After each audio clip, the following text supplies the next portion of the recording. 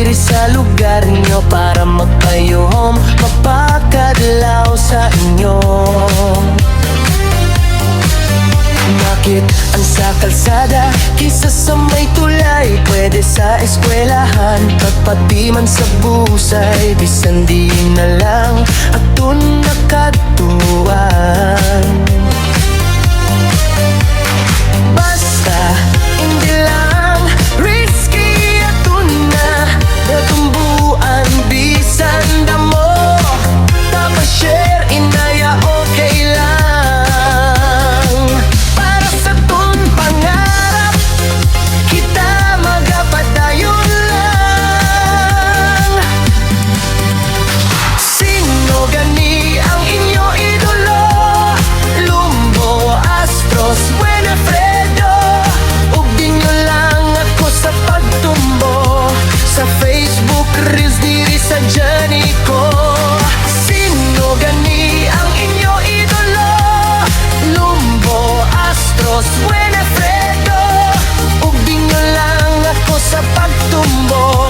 Sa Facebook Reels para sa handom ko.